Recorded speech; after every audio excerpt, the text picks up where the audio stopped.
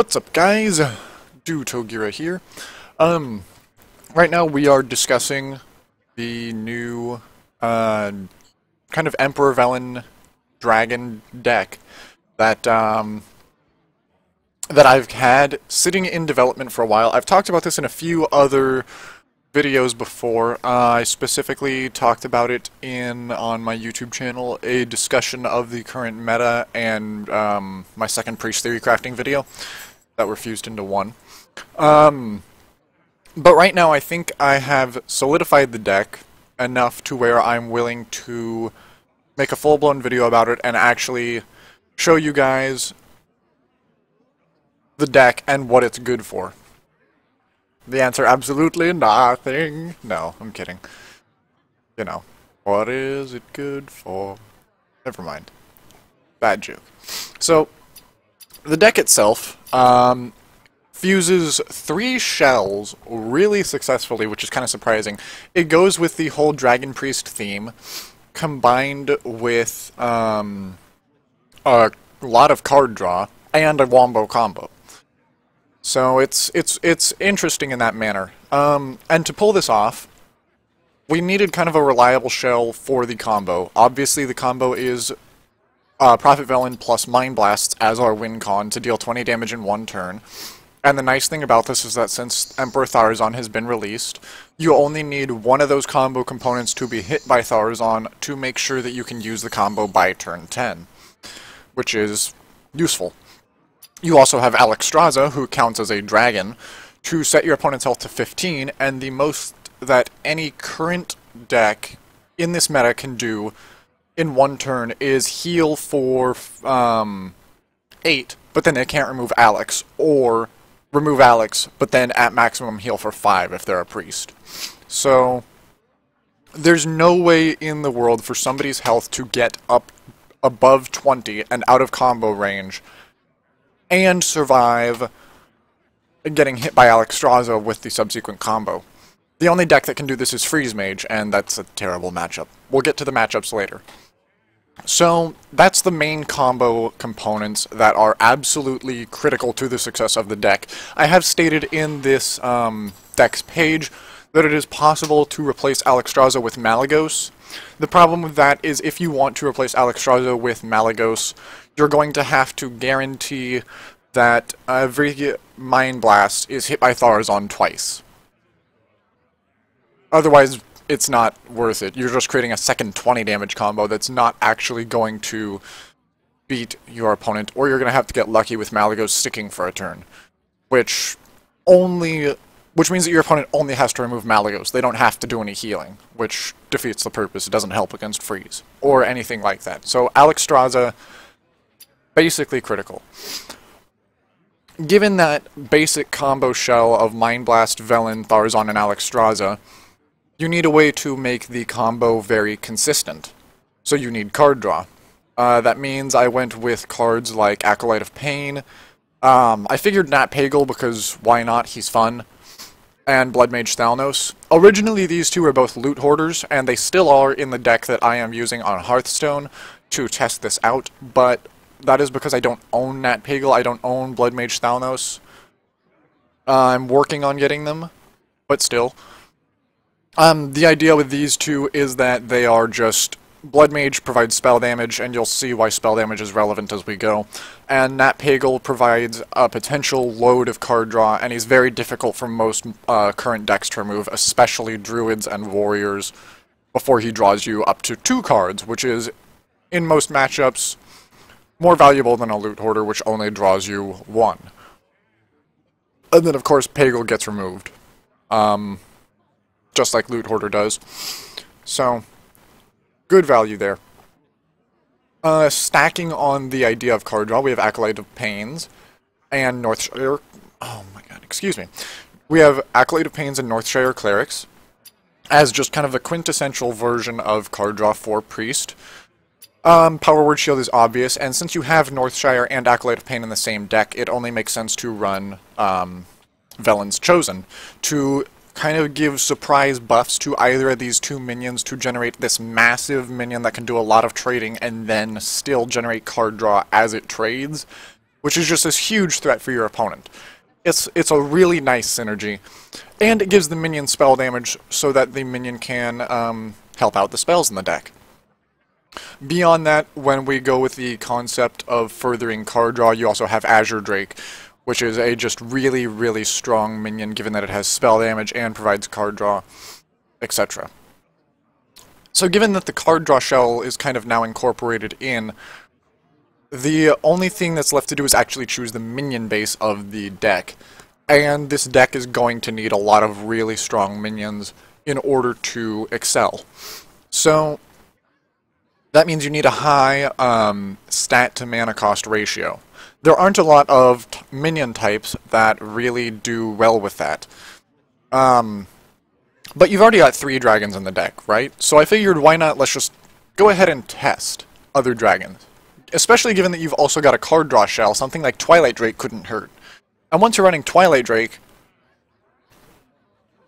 and a lot of card draw, you might as well try Blackwing Technician, which has phenomenal stat to mana cost ratio, if you can get a dragon.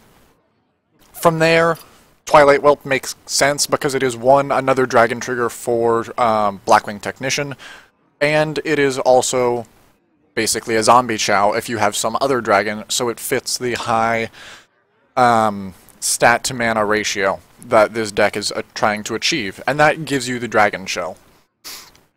From there, it was relatively simple. Holy Smite just aids in the combo finisher and with removal.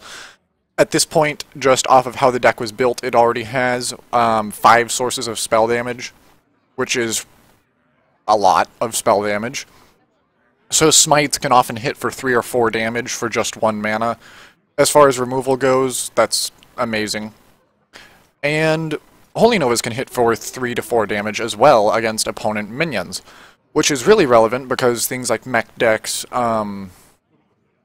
not so much with Zoo. Zoo's getting annoying because a lot of its health targets have gone up to 4 right now. But still. Grim Patron Warrior.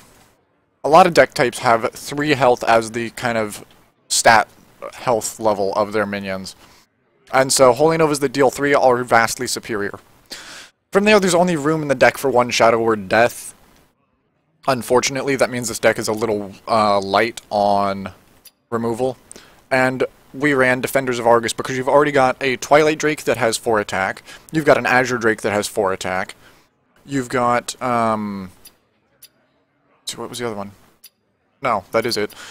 What's useful about the Defender of Argus, though, is given that you already run Velen's Chosen, which gives a minion plus 4 health, and that you already will run Power Word Shield and Acolytes of Pain and Twilight Drakes, you're going to have just this whole host of really high health minions to give taunt to.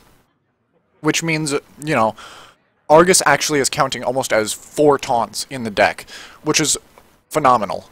On top of that, Defender of Argus is useful because it pushes Twilight Drake and Azure Drake up to 5 attack to help clear such annoying minions as Sludge Belchers, which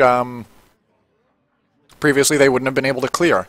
Admittedly, they could do it with a Velen's Chosen, but Velen's Chosen doubles actually there with Defender of Argus is, to occasionally grant a Twilight Whelp the ability to clear whole Sludge Belchers. Because if you Velen's Chosen and Argus a single Twilight Whelp, it ends up as a 5/8 with taunt, which is ridiculously strong, and it has spell damage. So that's the idea of the deck. It's actually kind of vulnerable to silence, but right now in the meta, very few decks run silence, and even when they do, they still... The problem with silence as a mechanic is that it doesn't actually remove a minion. You still have to use removal. So, oftentimes silencing a minion, while very powerful, is not enough for this deck, with the rare exception of silencing an Acolyte of Pain when the player of this deck has no card draw in hand. So that's that. In terms of changes you can make, yeah, Pagel and Thalnos could be dropped for Loot Hoarders, but that's about it as far as modifying the deck goes. The deck itself is very kind of locked in because it is stuck with having to run all 3 of these shells at once to succeed, and yet they synergize so nicely. Dragons working with card draw, working with combo, working with dragons. that it works. I have done a whole matchup table analyzing this deck, so I want to talk about the favorable matchups, and I'll go over each of these matchups on the matchup table itself as I talk about them. So for favorable matchups, I have listed Tempo Mage, Face Hunter, Mech Mage, Mech Shaman, Overload Shaman, Oil Rogue, Grim Patron Warrior, Midrange Priest, Midrange Paladin, and Dragadin. If I were to pull up the deck itself on this Excel spread, you guys can see I have done a total of 64 games with this deck so far, as of this deck tech being made, and I have peaked at rank 51. If you look at the favorable matchups, when you look at Tempo Mage, I have played 10 games against Tempo Mage. I have won 8 of them. That is an 80% win rate against Tempo Mage. Face Hunter, okay, played 5 games against Face Hunter, won 4 of them. Another 80% win rate. You look at Mech Mage, okay, I haven't played against any Mech Mages. Don't seem to be in the meta. But I have played against Mech decks in general, and the spell damage Holy Nova has devastating effect against them. With Mech Shaman, I've only played 1 game. But what that tells you is that mechs aren't that prevalent in the current meta, so it doesn't really matter that this deck has a favorable matchup. You're not going to run into mech decks right now. We talk about Overload Shaman, same as Face Hunter, played 5 games against him, won 4, that's another 80% win rate. We talk about Oil Rogue, played 6 games against it, won 5. That is over 80% win rate against Oil Rogue. We talk about Grim Patron Warrior, played 2 games, won them both. That's not really statistically enough to base anything off of, because I could have conceivably gotten lucky, but again, spell damage Holy Novas against Grim Patron Warriors are simply devastating, because the idea with normal Priest decks is that a Holy Nova isn't enough to clear away Grim Patrons. You still get 1 or 2 surviving guys who just resummon 2 more guys, and you Holy Nova and end up with 4 Patrons on the board anyway. But when you spell damage Holy Nova, their whole board is gone, their combo is gone. A Grim Patron Warrior is basically defeated with 1 spell damage Holy Nova, and given that you can play Azure Drake or Thalnos plus Holy Nova in 1 turn, or Northshire plus Velen's Chosen plus Holy Nova in 1 turn, it's devastating, because it's so consistent. We have listed Midrange Priest. I haven't seen any of those lately. I don't even know if those are still in the meta, so those are irrelevant largely. Midrange Paladin, I've played 3 games against him, won 2 of them, so that's still a 66% win rate, which is pretty phenomenal. And Dragadin, which I've played 5 games against, won 4. That's another 80% win rate. That means that most of the listed favorable matchups for Emperor Velen are going to be around 80% win rates, which is ridiculously good for the deck. We then get into relatively even matchups. I have listed Control Warrior, Midrange Druid, Handlock, Midrange Hunter, and Control Priest. So for Control Warrior and Midrange Druid, aka Combo Druid, we see pretty much that the deck goes almost entirely even. Sometimes against Warrior, the fact that this deck is more mid-rangey in nature means that it will simply flood the warrior out with minions, and the warrior won't be able to deal with the board because there is just too much on it, and you draw into too much gas for the warrior to handle. At other times, the warrior will be able to use an Armor Smith and Whirlwind on like 6 minions to devastating effect, and it's just got too much armor for you to kill. So it's a 50-50. Sometimes the mid-range nature of this deck beats the warrior, sometimes the warrior's durability against combo decks shuts this deck down. With Midrange Druid, it's really 2 combo decks that are of similar speed, similar draw consistency, and similar win conditions, just duking it out. Combo Druid has slightly superior minions, given that it can use Ancient of Lore compared to this deck's Azure Drake, which makes a huge difference, and oftentimes a Twilight Drake is about equivalent to a Druid of the Claw. So, Druid gets away with running some minions that are slightly stronger than this deck's staple minions, but at the same time, this deck has a far more potent combo and can obtain board control sooner. So, it's kind of a weird matchup there. Yeah. It's a weird one. But it is about 50-50, which is not bad. We also have listed Mid-Range Hunter. I've only played one game against Mid-Range Hunter, and I did lose that one. I think Mid-Range Hunter is a similar matchup. It could be that Mid-Range Hunter is actually very bad for this deck because of Freezing Trap, given how many buffs this deck runs. But with that said, Mid-Range Hunter only has one silence, and this deck is capable of building massive taunt minions, and if you use something like Defender of Argus to trigger Freezing Trap, that Hunter's going to be in a lot of trouble, because he's left in a spot where now he's not only facing 4 taunt minions, but 6. Or 8, depending on how many times you can get an Argus to trigger that Freezing Trap. So, with intelligent play, the Mid-Range Hunter matchup, sometimes he'll get you, sometimes he just goes too fast, but sometimes Arguses combined with intelligent play of them around Freezing Trap just devastates on Mid-Range Hunter. So, that's that one.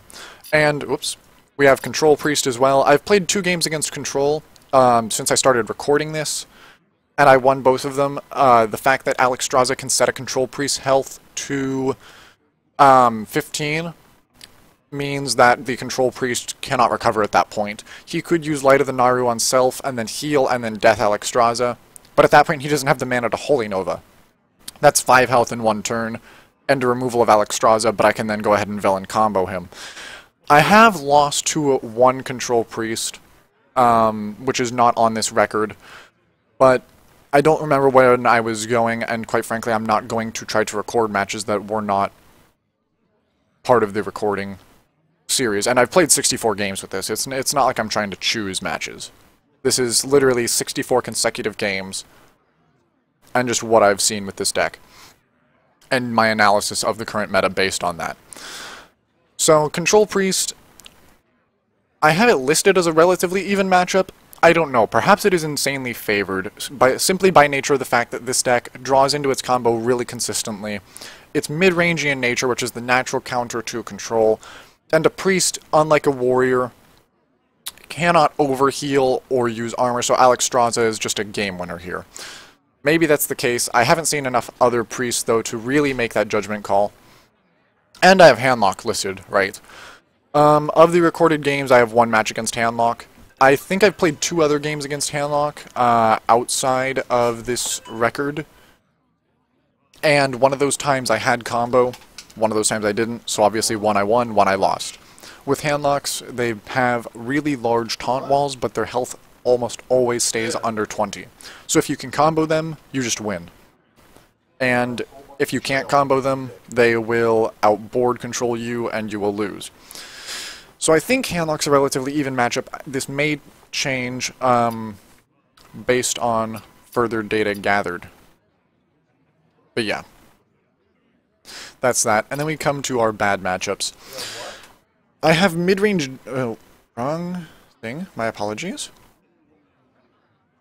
I have Freeze Mage listed as a bad matchup. I've played 1 other Freeze Mage outside of this.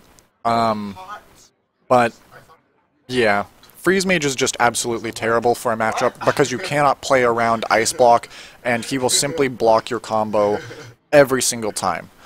So, there's no real way to win against it. Freeze Mage is good against mid-range decks anyway, and it's good against combo decks anyway. It's just a natural hard counter to Emperor Velen. There's nothing that can be done about this except for running a 1 of Kazan Mystic.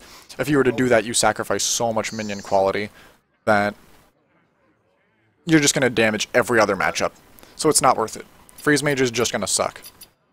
Mid-range Demon Lock I've played against, it runs similar tactics to this deck, but has more draw consistency because of the Warlock hero power, and similar, if not superior, minion quality, being able to use Bane of Doom to devastating effect, being able to use Void Caller to pull out Mal'Ganis, Doomguards, etc. There's simply too many large minions for you to have to deal with in mid-range Demon Lock, and it has similar draw consistency.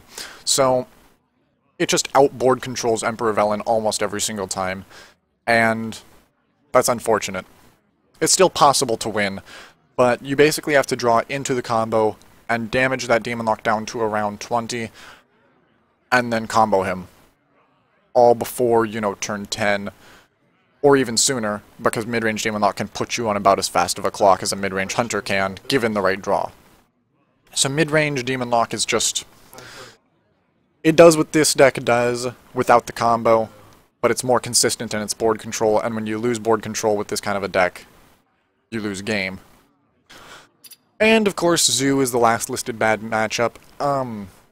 According to the record, Zoo actually has about as much win consistency as Control Warrior as a matchup, but I feel like Zoo is probably more of a hard counter because while against Control Warrior you have the redeeming mid-range nature of this deck to save you, against Zoo, Zoo just does what this deck does with, you know, surprise damage with power overwhelming, Argus buffs on creatures to make them unnaturally large in trading, and it does it all on a much faster clock than this deck does. So it just wrestles board control from you, and as any, you know, Legend player will tell you, the whole holy trinity of matchups, and there you go, triangle. I can make triangles. Woohoo!